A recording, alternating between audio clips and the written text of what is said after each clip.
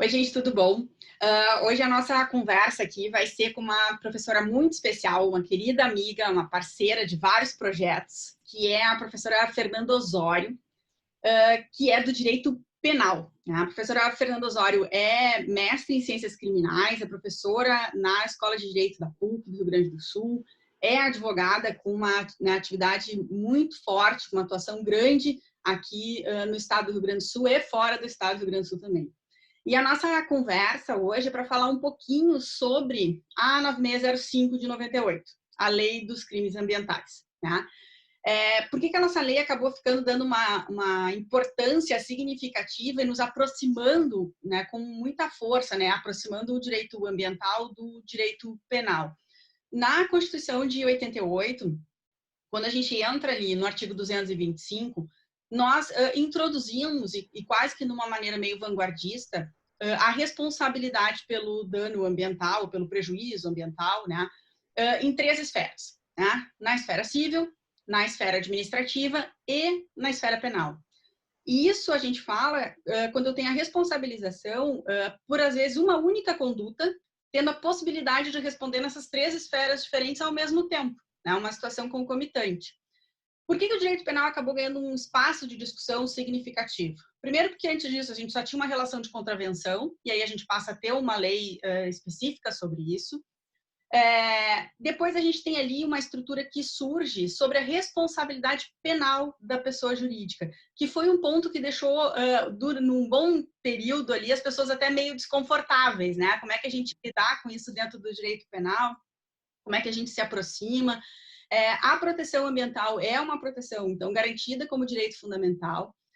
Tem força de norma, né, fundamental na nossa Constituição, ou seja, não tem escapatória, a gente de fato tem que lidar com essa proteção, e a gente vai lidar nas três esferas. A última, né, essa esfera que é a mais forte, a mais pesada na mão em cima da gente, que é a esfera penal, a Fernanda vai dar uma conversada conosco hoje para fazer uma noção geral dessa legislação, enxergar, né, bem aí como é que é esse nosso esqueleto, né, como é que dá o esquema dessa norma, como é que ela se estrutura, o que a gente tem ali com relação ao processo penal, como é que se dá a aplicação da pena, como é que se dá, então, essa relação com a pessoa jurídica.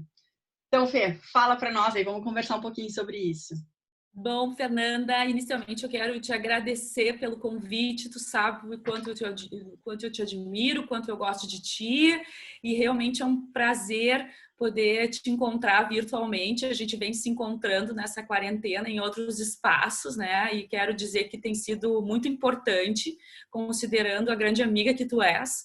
E hoje a minha alegria é de poder, enfim, participar desse momento que é um momento acadêmico, que é um momento efetivamente de troca, e contigo que tu sabe a grande admiração que eu tenho por ti como professora, como advogada, né? E principalmente como uma militante da causa ambiental, né? Como nós precisamos disso, como nós precisamos de pessoas como tu, especialmente isso se revela nesse momento em que a gente vive hoje, né? Um período, então, em que talvez a gente esteja sofrendo as consequências justamente por um descuido total, né, do meio em que a gente vive, né, das nossas relações com o meio ambiente. Então, eu realmente quero fazer essa introdução no sentido de te agradecer pelo convite.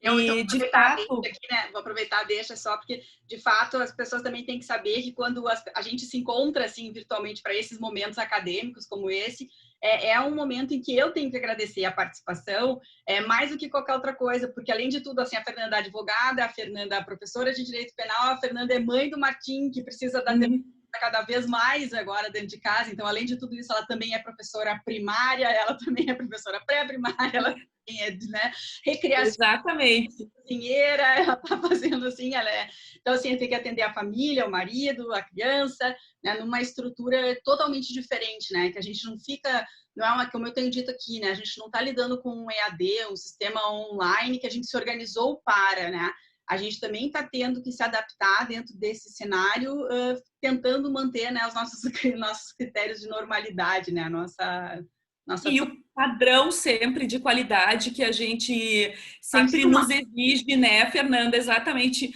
Mas a gente vem lutando, né? Eu tô aqui agora no quarto da minha sobrinha, porque eu não posso descer para o meu escritório, porque é possível que o Martim invada a qualquer momento. Ele pode invadir aqui, mas enfim, eu acho que tá todo mundo compreendendo esse momento, esforço que a gente está fazendo, e os alunos e as alunas também, para que esse período seja, sobretudo, um período em que a gente possa passar com a possibilidade de estudar, com a possibilidade de crescer intelectualmente, né? Eu acho que vale, né? São experiências que a gente vai carregar sempre como algo assim, uma potência de transformação, né? Eu acho que é esse o sentido, né, de tudo que a gente tem passando. Mas, enfim, a ideia, então, que nós combinamos, eu e a professora Fernanda, é efetivamente trabalhar com a Lei 9605 de 98 a partir de alguns aspectos, né? Sobretudo no campo que envolve a criminalização de condutas, né?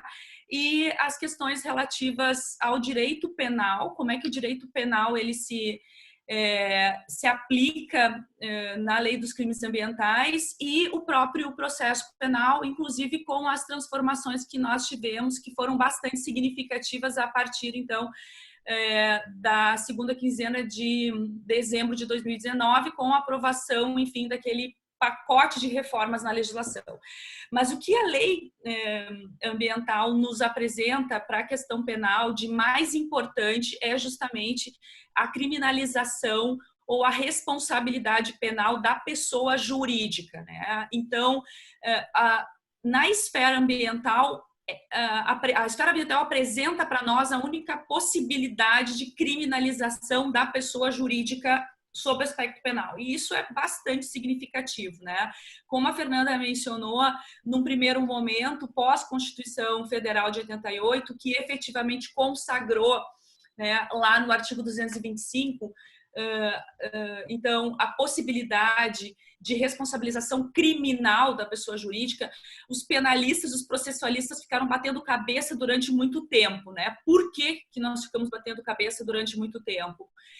Primeiro porque toda a estrutura do direito penal, ela foi cunhada a partir de uma responsabilidade que ela é individual, né? Então, assim, nós pensamos, óbvio que isso se dá a partir do momento em que a gente tem a criminalização de condutas baseada no dano, que é um dano individual, né? Naquele dano que ele é efetivamente causado a partir de uma violação direta a um bem jurídico protegido. Então, o direito penal ele foi cunhado num momento temporal em que a preocupação era efetivamente com essa criminalidade, que é uma criminalidade individual, uma criminalidade, digamos assim, urbana, né? Então, o direito penal foi construído a partir disso.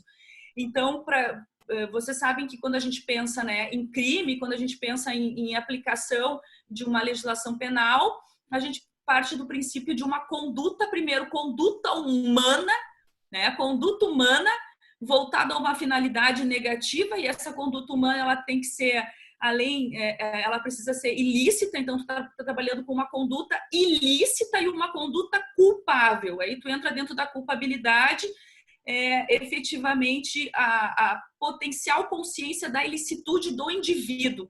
Então, tu imagina que tu tem toda a teoria geral do delito estruturada a partir do indivíduo e, de repente, tu tem que responsabilizar, né, a pessoa jurídica, que, na verdade, é uma ficção, né? Então, como é que nós vamos aplicar o direito penal se as bases todas foram estruturadas a partir de um pensamento que é voltado a uma conduta individual? Mas isso é efetivamente parte da necessidade de transformação do direito, né? Então, sem dúvida nenhuma, o meio ambiente, a partir inclusive da ideia de que o direito penal ele precisa ser ultima ratio, né? A gente só tem que lançar a mão do direito penal para a proteção daqueles bens jurídicos que nós consideramos, então, extremamente importantes e que não estão sendo protegidos através das outras esferas. Então, isso tem que se aplicar no direito ambiental. Porque, assim, me parece que a questão da tutela do meio ambiente é uma questão que envolve a própria sobrevivência da espécie humana, né? Então, de fato, o direito penal, ele precisou, e o processo penal precisou se adaptar a essa nova enfim, estrutura normativa, e isso fez com que a gente batesse, né, a cabeça, mas hoje é algo basicamente sedimentado, né? Então, nós identificamos a responsabilidade penal da pessoa jurídica na esfera ambiental em inúmeros outros ordenamentos. Nós não temos mais que ficar pensando efetivamente, né, no passado, mas como nós vamos, então, utilizar de forma efetiva e partindo sempre do princípio de que nós precisamos garantir todos os direitos fundamentais, né, para a aplicação do direito penal, considerando que ele é efetivamente a esfera do direito mais grave, né, que atinge liberdades, que produz consequências, né, que são consequências mais graves, mas de que forma que nós vamos garantir, então, todos esse arcabouço de direitos para que ele tenha, né, uma efetividade. Então, a partir justamente dessa discussão que se faz, né, em relação à responsabilidade da pessoa jurídica, então, acho que no primeiro momento é pensar que existe toda uma discussão que envolve as questões relativas à culpabilidade, a teoria geral do delito. É muito bonito perceber de que forma que essas questões foram sendo superadas, né, ao longo do tempo. Muito, muito interessante estudar isso. Mas acho que, para além disso, também pensar que a legislação ela sempre merece um olhar um pouco mais crítico no sentido de aperfeiçoamento, né? Então, uma das questões que né, antes de entrar sobre esse olhar um pouco mais crítico, só para fazer assim uma abordagem geral, né, na legislação, então, o que a gente tem? Então, no primeiro capítulo, então, a gente tem algumas disposições gerais, né? E é bem interessante perceber que no capítulo 2 nós temos, então, a aplicação da pena, né? Então, algumas questões relativas à própria aplicação da pena. A dosimetria da pena no sistema que a gente conhece, enfim, a partir do Código Penal de estrutura clássica, ela sofre algumas alterações na própria Lei dos Crimes Ambientais. Então, a primeira questão que nos chama bastante atenção são as penas que são aplicadas às pessoas jurídicas, né? É evidente que tu não pode pensar numa estrutura de aplicação de pena para a pessoa jurídica da mesma forma que tu vai aplicar uma pena para uma pessoa física, para um indivíduo, né? Tu não pode pensar em pena de reclusão, de detenção, pena privativa de liberdade, porque tu tá trabalhando com uma pessoa, com um ente, uma ficção, exatamente. Mas o artigo 22, ele já nos fornece uma solução, então ele vai dizer que as penas aplicáveis às pessoas jurídicas são suspensão ou das atividades, né? Parcial ou total das atividades, interdição temporária do estabelecimento e proibição de contratar com o poder público. Então, são essas as penas, né, que são aplicáveis às pessoas jurídicas, justamente pensando em adaptar, né, a punição para esse ente abstrato, que é uma ficção jurídica. Uma das críticas que se faz é efetivamente a legislação não apresentar, digamos assim, limites mínimo e máximo para a aplicação dessas penas, muito embora, né, a proibição de contratar com o poder público tenha efetivamente, a legislação traga, então, que esse limite não pode exceder a 10 anos. Mas como toda a estrutura do direito penal, dos processos de criminalização envolve a descrição de uma conduta no preceito primário e no preceito secundário, a combinação de uma pena trazendo limites mínimos e trazendo limites máximos, né? Então, justamente uma das críticas, a discussão que se faz é justamente a possibilidade, né, desse alargamento, né, dessa ausência de previsão de aplicação de pena. Outra questão importante é como efeito secundário da condenação a possibilidade de liquidação forçada, né, e perda do patrimônio em favor do Fundo Penitenciário Nacional. Então, de fato, a gente tem uma punição, a lei prevê uma punição pecuniária, digamos assim, bastante efetiva, né, e que isso traz consequências para uma empresa, traz consequências para a pessoa jurídica, que, inclusive, vão muitas vezes além do próprio ente coletivo, atingindo, por exemplo, né, trabalhadores, atingindo pessoas, enfim, né, que dependam, então, do exercício dessa atividade. É uma das críticas que se faz, né, aos processos, né, de criminalização. Bom, a questão da dosimetria da pena, a gente recapitulando, né, algumas o artigo 6º, ele traz algumas situações que são analisadas, né, que devem ser analisadas para o juiz para a gradação da penalidade. Então, o artigo 6º, ele acrescenta algumas análises ao artigo 59, né? Então, ele vai dizer assim, para a imposição e gradação da penalidade, a autoridade competente observará a gravidade do fato, tendo em vista os motivos da infração, suas consequências, os antecedentes do infrator, situação econômica do infrator, no caso da multa. Então, vejam que a gente tem até uma modificação dos contornos da própria estrutura da pena base ali do 59, que vai refletir alguns outros institutos, né? O artigo 59 do Código Penal, ele se reflete, por exemplo, na própria suspensão condicional da pena, suspensão condicional do processo, né, na pena de multa, e isso também acontece na lei dos crimes ambientais, mas também a partir de outros critérios, outros parâmetros, né? Exatamente. Ô, Fê, deixa eu te perguntar uma coisa. Sim. Uma das críticas que a gente acaba escutando muito, perdão, uma das críticas que a gente acaba escutando muito é que tanto o artigo 6º quanto o que a gente tem ali, né, do 22 e do 21, 22, 23, né, com relação às sanções ali aplicadas, né, as penas aplicadas à pessoa jurídica, é a questão da proximidade, tanto, né, tanto do lado do artigo 6º, quanto os artigos ali dos 21 em diante, com as sanções administrativas. E aí a gente acaba lendo alguns autores dizendo assim, então seria o caso da gente, já que o direito penal é a última ratio, seria o caso então da gente extirpar isso e deixar só na esfera administrativa. Eu te confesso que, claro, não sou né, não tenho expertise como tu na área, mas de fato acho que não dá. Eu acho que são estruturas e esferas bem separadas com objetivos bem separados, né? Então, não existe como comparar efetivamente a força, digamos assim, da coerção do direito penal com a coerção do direito administrativo. Não existe, né, como fazer esse tipo de comparação. Até, por exemplo, a título de exemplo, vamos pensar na questão que envolve o próprio trânsito, né, a estrutura da legislação de trânsito. Então, assim, o que acontece?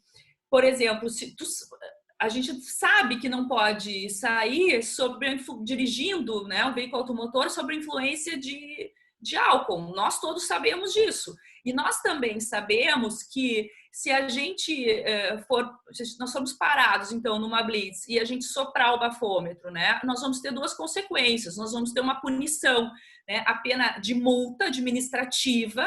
Então, após o devido processo legal na esfera administrativa, nós vamos ter que pagar uma multa, né, uma multa bem considerável, é uma multa alta, né, não sei, 2.000 e poucos reais, mas nós também sabemos, né, nós temos um outro reflexo, que é efetivamente responder a um processo penal, né? Nós vamos pagar uma fiança, a gente pode ser preso em flagrante, né? Então, a questão é a esfera administrativa, né, em que ao final do trâmite administrativo nós vamos pagar uma multa, né? E podemos ter inclusive a carteira cassada, a carteira suspensa, né? Mas o outro reflexo, a outra esfera é efetivamente nós sermos presos em flagrante, conduzidos à delegacia de polícia, né? O delegado de polícia nesse caso vai, a mesma coisa, a lei dos crimes ambientais também, né? Vai arbitrar uma fiança, né? E aí vai ser instaurado um inquérito policial, nós podemos ser denunciados, né? Existem benefícios, né? Existem dispositivos, não são benefícios, mas existem dispositivos legais que impedem o próprio processo, como a suspensão condicional do processo, que se aplica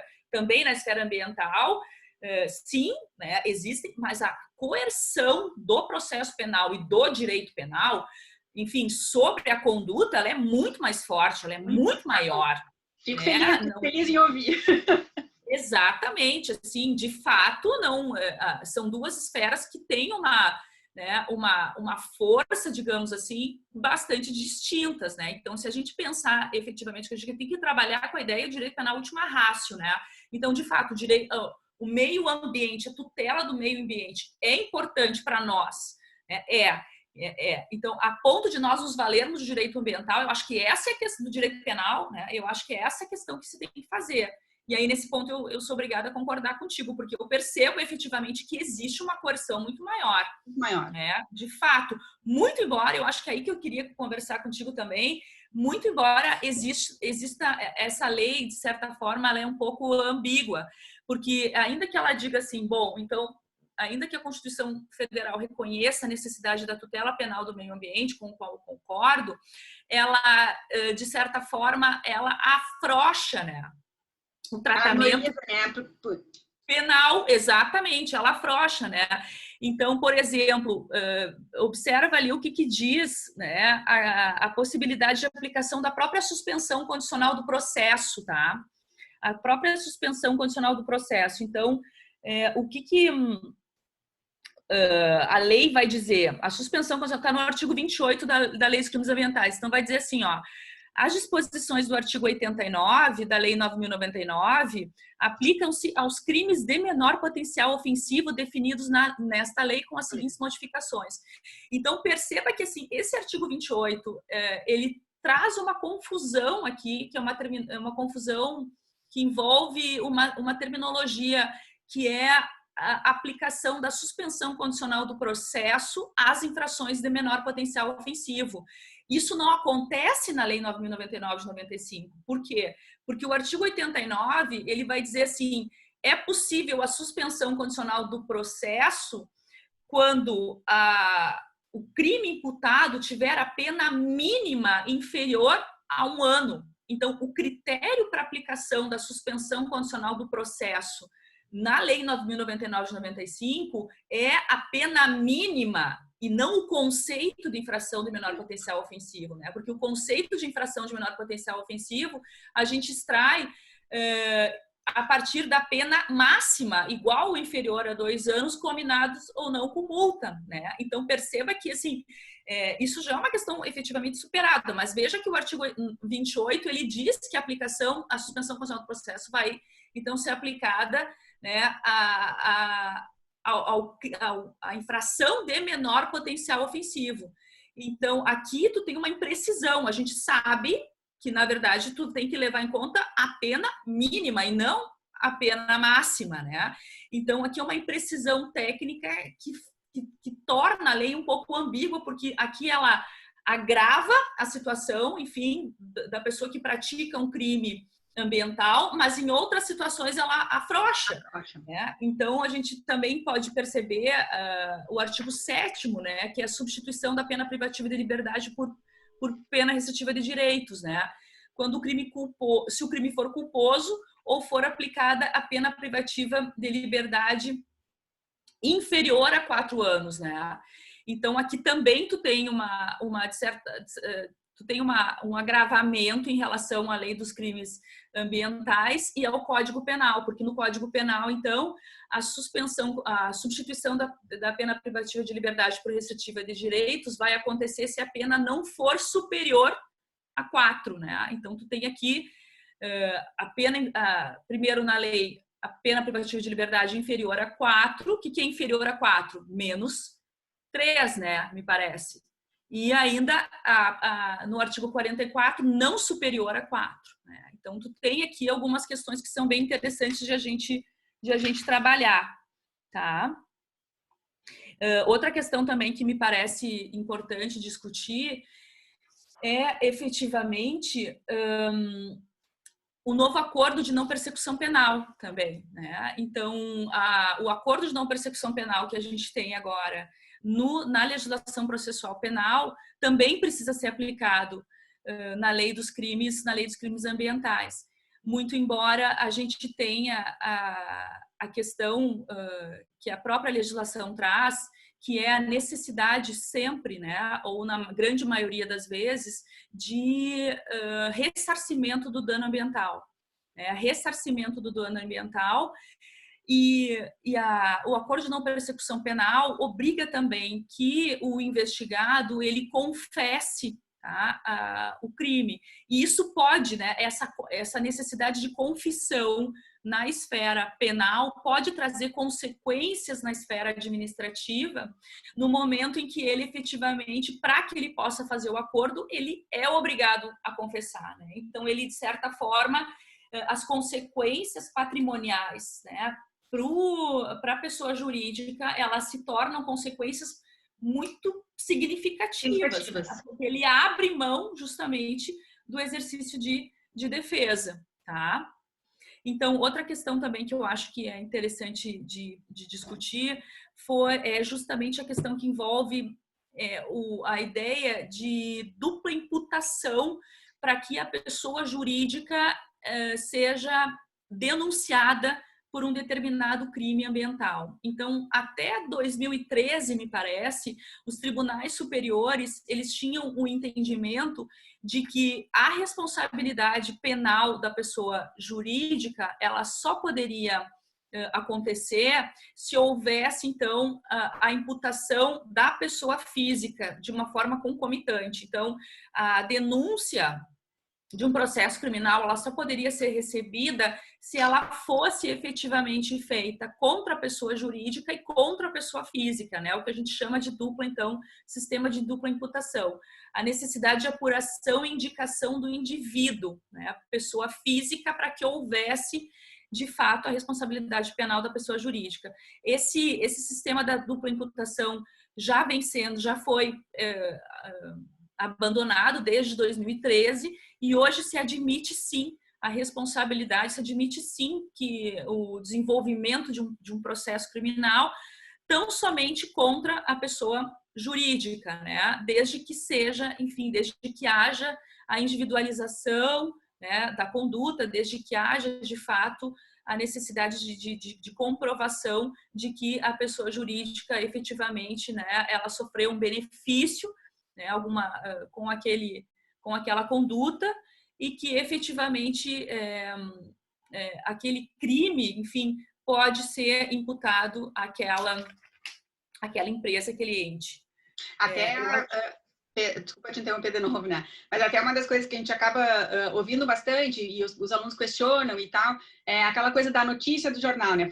A empresa X participou de tal atividade, a atividade gerou um dano ambiental, aí quando vê assim, mas olha só, ela foi liberada no crime, Brasil é muito frouxo, né? Porque ela respondeu no resto, mas no crime ela tá solta.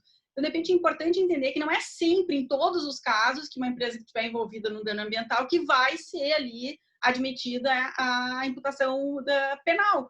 Eu posso ali, às vezes a empresa está naquilo, mas eu consigo comprovar que tem situações que a empresa de fato não tinha controle sobre aquilo, não estava consciente daquele ato, não teve benefício, né, com aquela Exatamente, Fernanda, exatamente.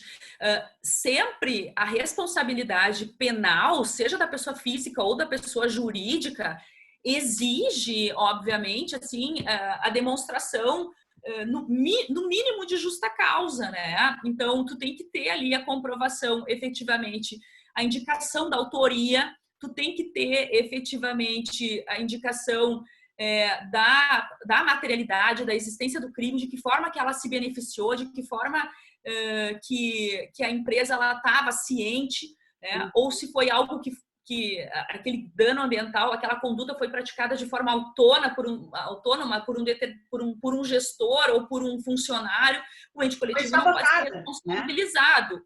Né? Então, assim, a prova para a responsabilidade da pessoa jurídica, ela tem que ser uma prova que ela tem um standard muito mais alto, digamos assim, em relação às demais esferas. E por isso a importância, né, de a gente compreender que são esferas absolutamente distintas, né?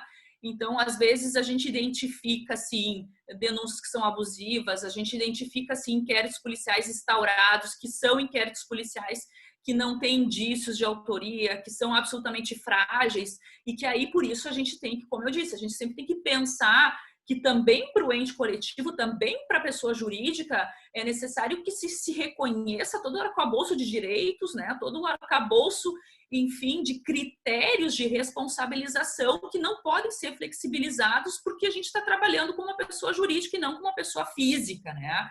Então, porque a pessoa jurídica não vai sofrer uma pena de prisão, esses critérios têm que ser flexibilizados na esfera penal, isso não é verdadeiro, né? Então, eu acho que isso é uma das questões muito interessantes de trabalhar justamente com a Lei dos Crimes Ambientais, que é também trabalhar com direitos e garantias fundamentais que foram cunhados a partir da ideia, efetivamente, do indivíduo para o ente coletivo, né?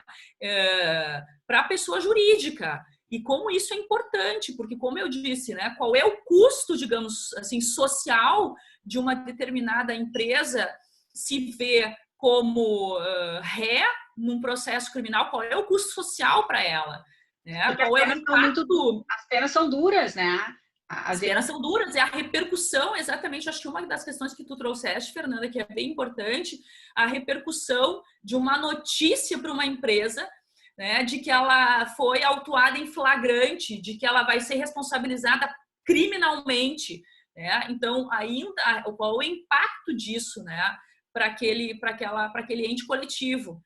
Então, isso é bem importante pensar também, né, que, muito embora a gente perceba a necessidade de proteção penal do meio ambiente, isso não pode vir sem aquele arcabouço de direitos fundamentais e sempre com a preocupação efetivamente de tratamento como inocente, até que se prove o contrário, a partir do devido processo legal, a partir de toda, enfim, né? E isso é uma outra questão também interessante de trabalhar com a própria tipicidade, né, Fernanda? A lei dos crimes ambientais inaugurou uma outra forma de criminalizar condutas, né? Então, nós sempre pensamos o direito penal a partir de uma ótica que é a da lesividade, né? Então, nós punimos aquela conduta que efetivamente produz um dano, né, ao bem jurídico protegido. Então, a conduta mais, enfim, que a gente conhece é o homicídio, né? Que é efetivamente a eliminação da vida humana, né? Então, crime material, exame de corpo de delito, né? Ofensividade da conduta a partir de uma lógica justamente de lesividade, né? A lei dos crimes ambientais nos apresenta uma outra lógica. Então, é evidente, por exemplo, que se eu matar ou se eu caçar um determinado animal, né, a questão não é efetivamente aquele peixe que foi pescado, mas é efetivamente a probabilidade, a possibilidade de dano futuro, né? Então são crimes de perigo e não mais crimes de dano. E crimes de perigo abstrato, né? Até eu tenho alguns exemplos que a gente acaba sempre que chama a atenção, né? E aí eu sempre lembro da poluição, né? Que fala assim, que poluam, que possam, claro, não vou lembrar exatamente o termo, mas que poluam ou possam causar, né? Então, assim, isso pode causar, né? Não causou? Não, ainda não, mas impotência pode causar. Pode, exatamente. Essa, então, é uma outra lógica, e é muito interessante também, muito bonito discutir, tu precisar pensar o direito penal a partir justamente dessa ideia de crimes de perigo abstrato, né? O que tu pune efetivamente é o perigo e não mais o dano. E esse perigo ele é abstrato porque ele é um perigo que não precisa efetivamente ser comprovado, né? A gente tem uma presunção de risco. E aí, essa classificação de crimes de perigo abstrato, se a gente não conseguir transportar para o meio ambiente, eu não sei para onde a gente se transporta. Porque o exemplo clássico, eu sempre, quando eu trabalho em aula efetivamente com a classificação das infrações, eu trabalho os crimes de perigo abstrato, crimes de perigo concreto e os crimes de dano, eu digo, olha, um exemplo clássico de aplicação do direito penal, de preocupação de criminalização de condutas com um perigo que ele precisa ser que ele é presumido, é a lei dos crimes ambientais. São aquela gama, enfim, de condutas que são basicamente, né, classificadas como crime de perigo abstrato. E essa classificação existe, ela está lá no direito penal e ela tem que ser transportada para a lei dos crimes ambientais. São exemplos clássicos, né? Então, eu acho que é muito bonito, né, de trabalhar com a lei dos crimes ambientais, muito embora não seja fácil, porque também é uma legislação que é marcada justamente pela utilização de outros ramos do direito para a interpretação, né? Então, a gente tem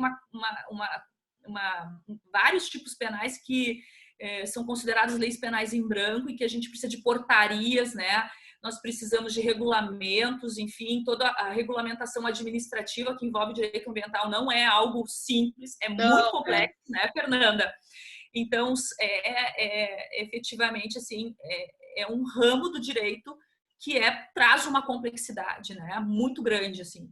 traz uma necessidade de compreensão da legislação e além disso, dessas questões que são questões mais assim, eu digo assim, filosóficas, né, de discussão, né, do próprio meio ambiente. E até essa noção de que às vezes tu tá ali, e às vezes a gente fala para os alunos, às vezes passa batido, né? Tipo, eu tô lá no direito penal ambiental, eu tô só ali na questão ambiental. Então basta eu conhecer a 9605. Não, né? Não. Basta, né? Tu usou agora para nós o exemplo dos peixes, né? Eu me lembrei ali quando fala sobre a questão dos peixes. Então, pescar em período em que é proibido. Bom, mas qual é o período? Sim. Exatamente. Mas onde? Pescaram quando não está no tamanho adequado. Qual o tamanho adequado? Sabe? Então, a gente vai precisar utilizar ali subsídios que são normas secundárias, portarias, né? Portaria interministerial, né? Que às vezes não são nem fáceis de encontrar, né? Não.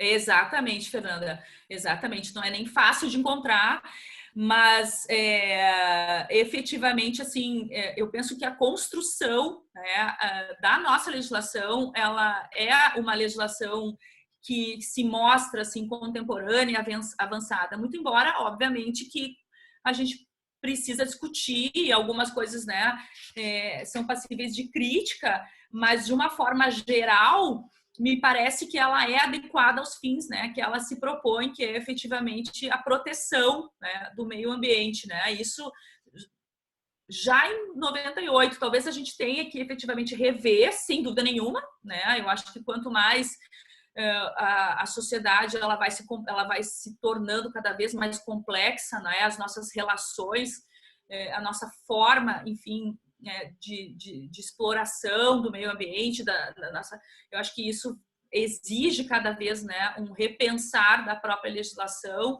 mas de uma certa forma ela traz assim a contento, me parece, uma proteção.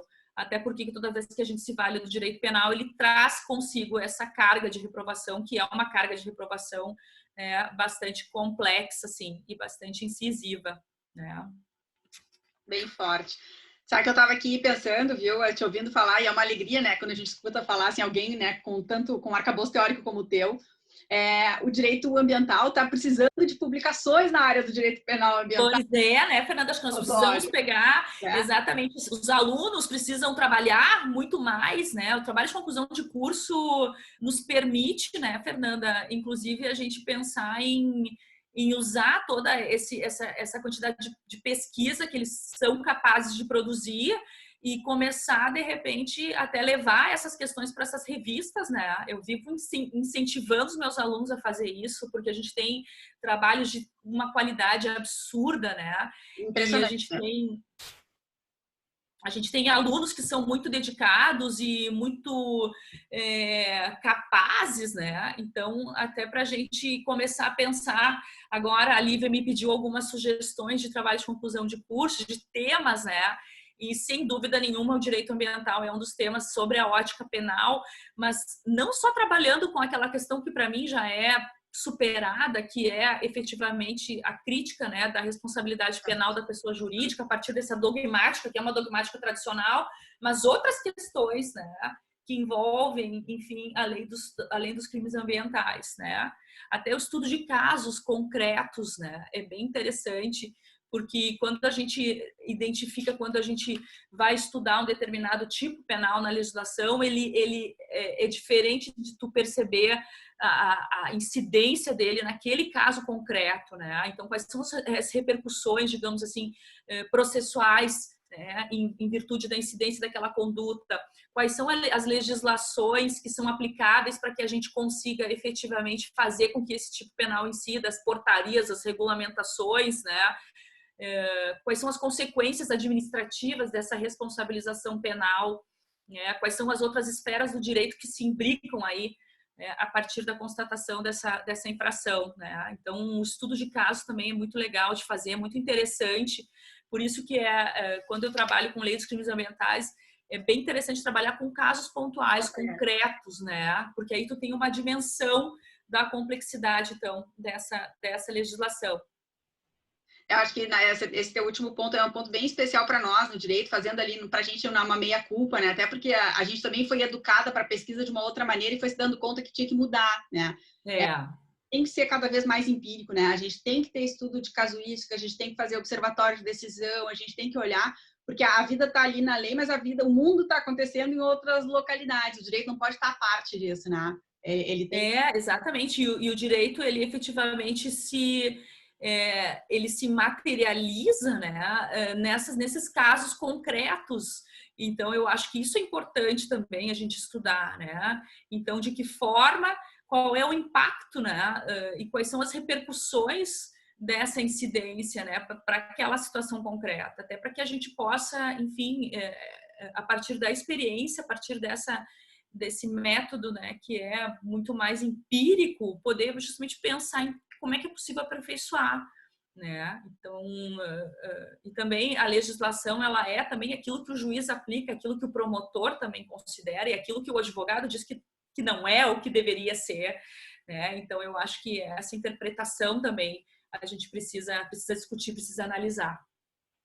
Fia, olha, sem palavras mesmo para te agradecer. Eu sei que eu dou um tempinho curto para vocês falarem ainda mais um tema que eu acho extremamente apaixonante, que é a questão de analisar mesmo a relação penal na responsabilização, né, ambiental.